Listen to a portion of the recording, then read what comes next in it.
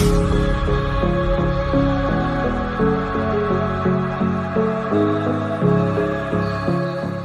Guys, hope so you are doing well.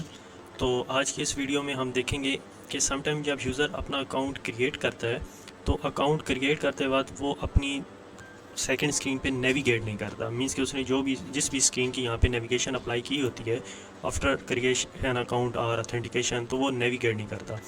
तो उसके दो जो मेजर इश्यूज़ हैं, तो सबसे पहला उसमें जो मेजर इशू ये है कि जो आपने यहाँ पे फायरबेस का अकाउंट अटैच किया वो यहाँ पे जो प्रोजेक्ट आईडी है, फायरबेस की प्रोजेक्ट की आईडी, ये मस्ट बी सेम होनी चाहिए और मस्ट बी एक्यूरेट होनी चाहिए जो आपने एक्चुअल फायरबेस के अंदर प्रोजेक्ट क्रिएट किया हो। अगर ये आईडी सेम हो, आपने फायरबेस का प्रोजेक्ट एक्यूरेट यहाँ पे इनेबल किया हो, अटैच किया हो, तो ये आपका इशू रिजॉल्व हो जाता है। एंड जो सेकेंड इसमें इशू होता है कि जब आप यहाँ पे ऑथेंटिकेशन अप्लाई कर देते हैं, जब अकाउंट क्रिएट हो रहा होता है तो यहाँ पे एक टॉगल होता है नेविगेट ऑटोमेटिकली। अगर आप इसको यहाँ पे टॉगल ऑन कर दें तो आफ्टर ऑथेंटिकेशन या account creation user automatically navigate हो जाता है। क्योंकि जब आप फ्लटरफ्लो के अंदर ऑथेंटिकेशन को इनेबल करते हैं तो इनेबल करते टाइम जब आप यहाँ पे ऑथेंटिकेशन टाइप सेलेक्ट करते हैं तो आपने यहाँ पे दो पेजेस इनिशियलाइज़ करवाने होते हैं। एक एंट्री पेज होता है जो फर्स्ट टाइम यूज़र आपकी ऐप पे लैंड कर रहा है तो उसको साइन अप का पेज शो होगा, एंड जो ऑलरेडी लॉग्ड इन यूज़र है उसको होम पेज शो होगा। जब आप ये टॉगल यहाँ पे इनेबल कर देते हैं तो इसका मीनिंग ये होता है कि क्रिएट अकाउंट होने के बाद जो आपने वहाँ पे पेज इनेबल किया होगा या जो सिलेक्ट किया होगा, यूज़र उस पेज पे रीडायरेक्ट होगा। अगर आप होम पेज के ऊपर यूज़र को रीडायरेक्ट नहीं करवाना चाह रहे तो आप ये टॉगल ऑफ कर दें और यहाँ पे एक और आप नेविगेशन का एक्शन अप्लाई कर दें। ठीक है, नेविगेट टू, अब आप जिस स्क्रीन पे यूज़र को नेविगेट करवाना चाह रहे होंगे आप उस स्क्रीन को सिंपली यहाँ पे सिलेक्ट कर लें।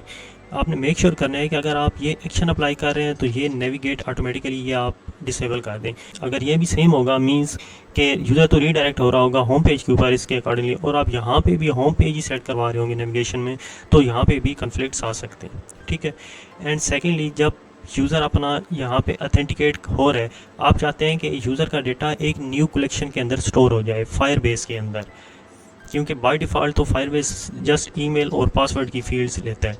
अगर आप चाहते हैं कि साथ में यूज़र का नेम हो, उसकी कोई प्रोफाइल इमेज वगैरह हो या उसका कोई और कॉन्टैक्ट नंबर हो, तो उसके लिए आपको सेपरेट यहाँ पे एक कलेक्शन क्रिएट करनी पड़ेगी। ठीक है, और यहाँ पे मैं एक यूज़र की कलेक्शन यहाँ पे क्रिएट कर लेता हूँ फायर स्टोर के अंदर। तो यहाँ पे आपने आना है, यहाँ पे तो कलेक्शन नेम मैं यहाँ पे दे देता हूँ यूज़र्स। तो सेकेंडली एक और चीज़ होती है कि जब यूज़र यहाँ पे ऑथेंटिकेट हो रहा है बट आप चाहते हैं कि आप यूज़र का डेटा एक न्यू कलेक्शन के अंदर फायरबेस के अंदर स्टोर करवाएं, क्योंकि बाय डिफ़ॉल्ट तो फायरबेस की ऑथेंटिकेशन जस्ट ईमेल और पासवर्ड और कंफर्म पासवर्ड की फील्ड्स ही स्टोर करवाते हैं।